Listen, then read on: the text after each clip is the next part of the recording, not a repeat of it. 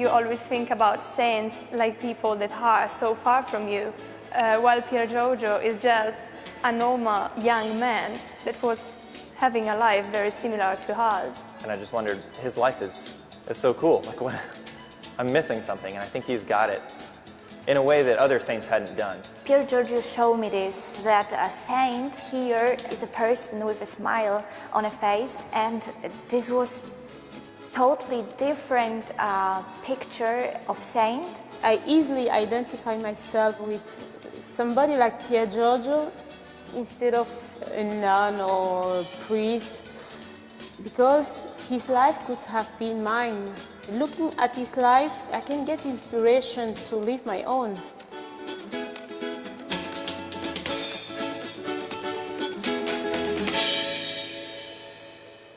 Pier Giorgio was born in a family composed by two great persons. His father was a strong man, a self-made man in a certain sense. His mother was a good painter.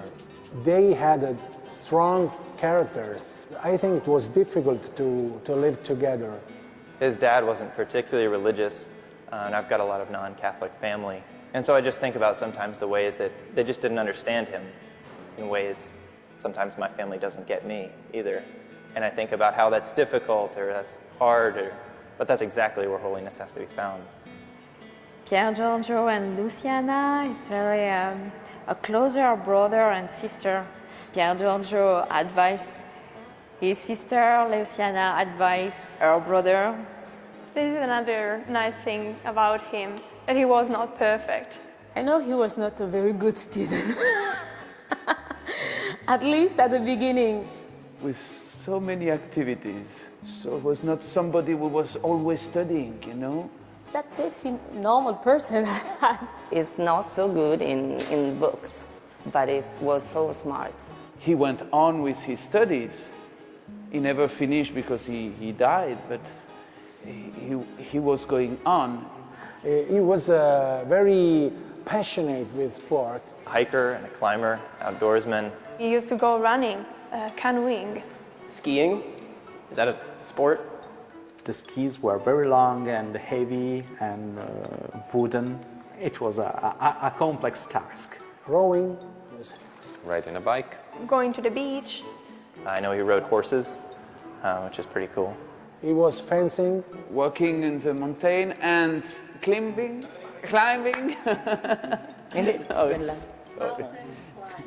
Mountain climbing. He climbed so much. He was a strong man and a very strong alpinist and very skilled as well.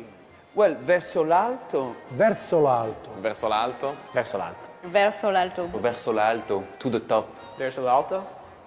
Hope I said that right. Verso l'alto, it was an amazing message.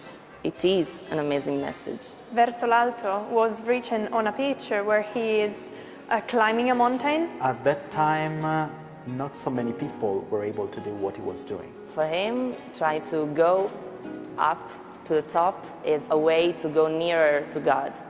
He was rich, but he was able to give up everything in order to follow Christ. His father would give him money to ride first class, but he would instead ride third class with all the people in a very crowded train. When his friends asked him why he rode third class, he said, because there's no fourth class. Once he was in Berlin, it was snowing. He arrived home without his coat because he left to a poor person that was freezing on the pavement. He shared what he had with those who had nothing.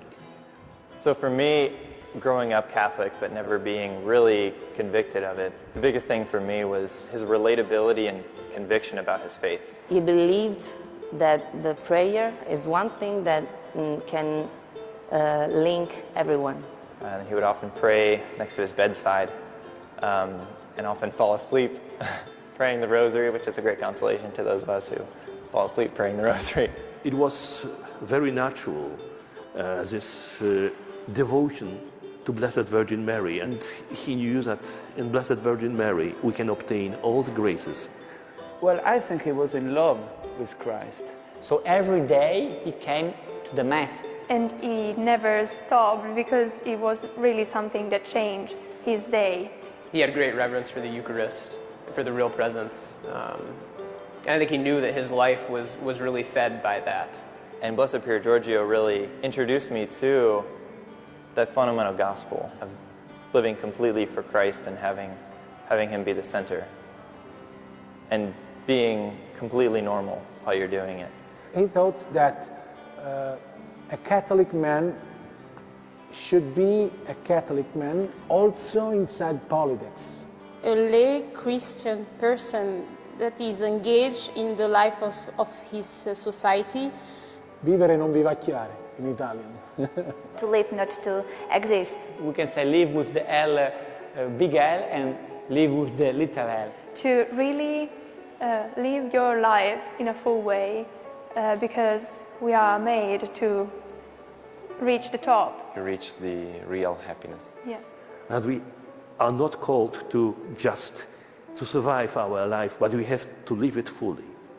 One of the main issues for the young people is that although they are on social media, at the end of the day they feel very alone. But if you read his life, you understand that it's important to not walk alone. He always wanted to live his life with other people. The Tipiloski, it's just a group of his friends that he would kind of go on adventures with, but also go to Mass and pray. He wanted to make his friends closer to God, because the first task was to pray for each other. I remember this letter in which he says that they are a friend and that it is wonderful for him to have such friends, but also that they are not alone, that they share something more than just friendship, that is prayer and the presence of Jesus with them. He fell in love with Laura Hidalgo. She was one of the members of Tipiloski. One day, I think that Pier Giorgio started to realize that she was not only a friend. He couldn't say anything because he knew that his parents wouldn't agree with him. He wanted to avoid any contrast between his father and his mother. The parents had some problems in the marriage. They were almost going to separate, but he worked to keep them together. For him, it was a really hard choice to interrupt this relationship.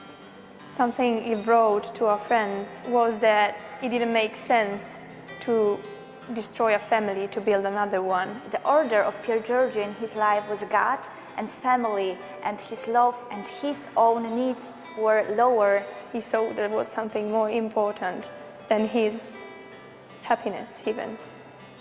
Sometimes you have to do something, it's not what you wanted to do, but with God you can do, you can accept something, you know?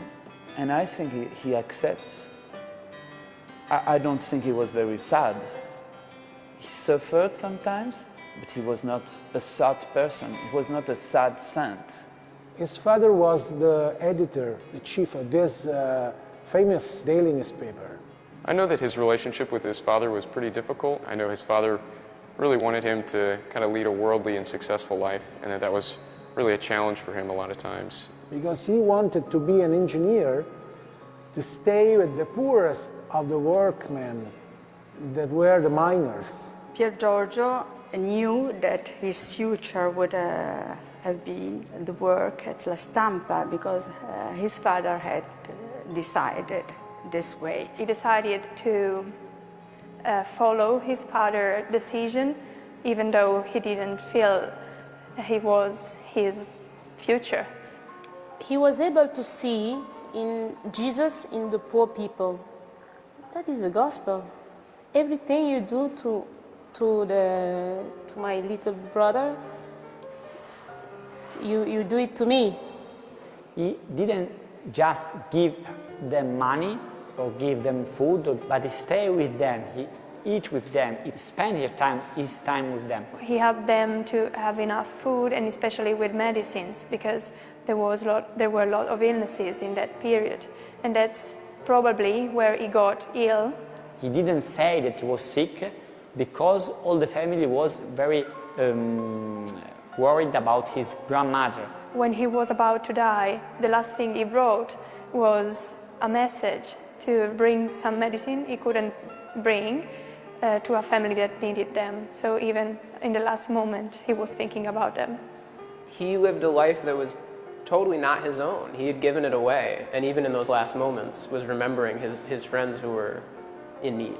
The words of Pier Giorgio dying was spreading inside the city. Outside the church, there were a lot of poor persons. So much poor person that the police must close all the street behind the church. How could he reach the heart of 4,000-5,000 people in 5 years? Also, to understand how important he was for these people.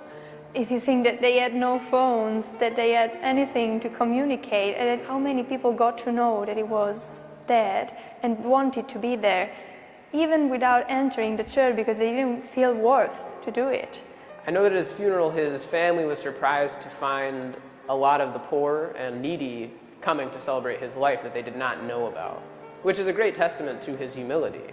It's very easy to perform works of charity in hopes that someone will notice or that will be recognized, and that's clearly not the case with him. And his family, in that moment, found out something unbelievable because they didn't know that Pier Giorgio was doing all these things for people. So when they got out of the church, his dad told his mom, "We didn't know our son." The family, after his death, were united again.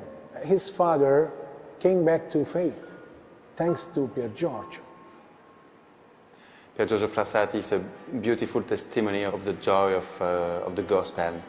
It's important to bring the gospel, the good news, but with a smile and happiness. You can be a saint and you can smile and be full of joy. You have to give Christ to everyone you meet, and you have to do this in every ordinary, normal situation of your life. You have one life. If you are Christian, you are Christian everywhere and in every moment. So normal life, but full of life. You can hear him in India, in South America, in United States, in Europe, in Africa. So A good example, not only for the Italian young people, but for all the world. With his example, we can try to be a better person, happier person. Pier Giorgio teach us that there is time for all, for study, for have friends, for being complete person. He did everything, and he did everything good, so maybe I can too.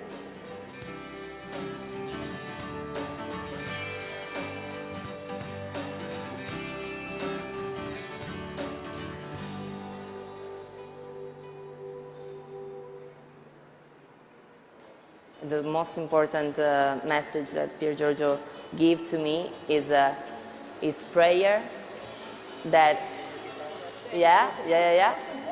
And here comes the motorcycle. Follow your parents because of some...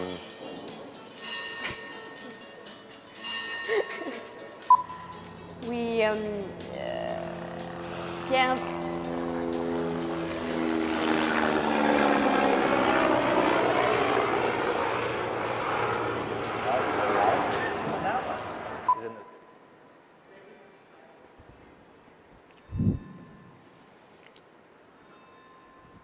Good morning, brothers and sisters. Welcome to the Santisimo Rosario Parish, UST, Manila. Today, we celebrate the memorial of Blessed Pier Giorgio, who was an Italian social activist and a member of the Third Order of St. Dominic, now called Dominican laity. He was dedicated to social justice issues and joined several charitable organizations to better aid the poor and the less fortunate living in his hometown. Frassati was an avid mountaineer who often climbed with his friends. He was an able swimmer an athlete best known for engaging in such social activities with a range of like-minded friends. His charitable outreach towards others knew no bounds, for he identified with and aided the poor and the ill from his childhood. His social status granted him greater freedom in aiding others who needed it most. His cause for canonization opened in 1932 after the poor of his hometown of Turin made several pleas for such a cause. Pope St. John Paul II beatified Frassati in 1990. He left this world rather young, but he made a mark upon our entire century and not only on our century. Blessed Pier Giorgio Frassati is a significant patron of World Youth Day, a man of the Beatitudes and patron of young adults. Frassati was an extraordinary in his ordinariness. The Lord be with you. And with your spirit. A reading from the Holy Gospel according to Matthew. Glory to you, O Lord. When they saw the crowds, he went up to the mountain, and after he had sat down, his disciples came to him. He began to teach them, saying, "Blessed are the poor in spirit, for theirs is the kingdom of heaven. Blessed are they who mourn, for they will be comforted. Blessed are the meek, for they will inherit the land. Blessed are they who hunger and thirst for righteousness, for they will be satisfied. Blessed are the merciful, for they shall be shown mercy. Blessed are the clean of heart, for they will see God. Blessed are the peacemakers, for they will be called children of God. Blessed are they who are persecuted for the sake of righteousness, for theirs is the kingdom of heaven. Blessed are you when they insult you and persecute you and utter every kind of evil against you. Because of me, rejoice and be glad, for your reward will be great in heaven. Thus they persecuted the prophets who were before you." The Gospel of the Lord. Praise to you, O Lord Jesus Christ.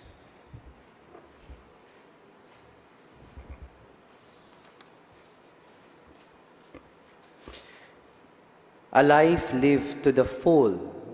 This is the impression one gets when one learns about Blessed Pier Giorgio Frassati. An intense spiritual life, total dedication to the poor without any reservations, love towards his family and friends, his cheerfulness, his choice to involve himself in politics for the good of his country, his zeal to associate himself with others. Pier Giorgio led an extraordinary life using his ability to love to the full. He died on the 4th of July, 1925, when he was only 24 years old. Honestly, I do not really know about the life of Pier Giorgio, and the first encounter that I had with him was when I was still assigned in Iloilo. I just wrote several letters to different postulators asking for relics. And one of those that returned was this one of Pier Giorgio. And actually the one who emailed me was his niece. The name is Wanda. And well, from the way that she replied, I think she's a very kind lady. And she sent me a prayer card with part of a blanket from used by Pier Giorgio. And together with these cards, she also sent me this huge poster, this one in front. Actually, this poster was on my wall in my room all throughout my assignment, 7 years in Iloilo. And it was one of the things that I brought with me. Actually, it was still rolled No? It wasn't framed yet. No? And then some days ago, when Father Coronel told me about this Mass, because actually Pier Giorgio is the patron saint of the YTP, or the Young Thomasian Professionals. No? These are young people, no? Young lay Dominicans, no? Just like Pier Giorgio, no? Who are at their young age serving the church. No? And also, Pier Giorgio is the patron saint of the USC Senior High School. No? That's why their building is also named after, no? Pier Giorgio. No? Anyway, no? It wasn't until he told me, no, that he suggested that we have a Mass, no? A parish Mass for Blessed Pier Giorgio, that I remembered, no? I had this poster, no? Still rolled up, no? A little bit damaged, no? Because it was on my wall for a long time, and we had it framed, no? Last Wednesday. However, when I asked the one who was doing the frame, he told me they cannot do it. No? It cannot be framed until Saturday. No? Just imagine how many days, 3 days. No? And another thing, no? Their machine was broken. No? So probably it would take another week or 2 weeks in order to have it framed. No? And then I was surprised. No? The day after, no? Thursday, the guard texted me, and the frame was already here. No? So I said, wow, no? It's a miracle, no? That probably we could attribute to Blessed Pier Giorgio. No? Gustong-gusto niya siguro talagang magamit yung kanyang picture. No? Anyway, no? Knowing him, he is not like that. No?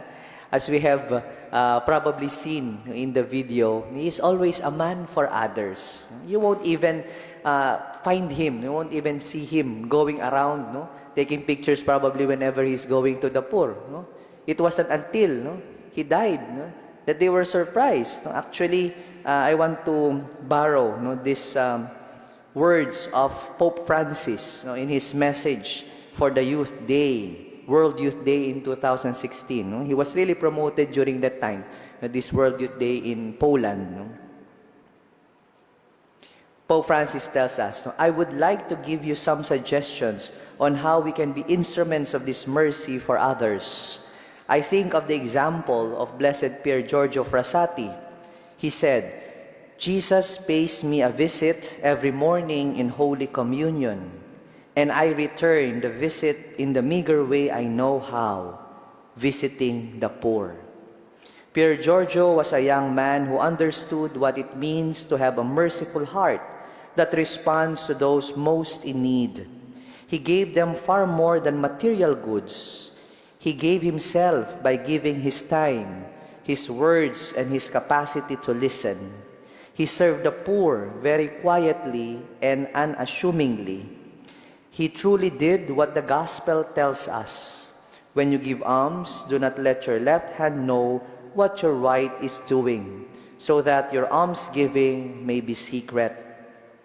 Imagine that on the day before his death, when he was gravely ill, he was giving directions on how his friends in need should be helped.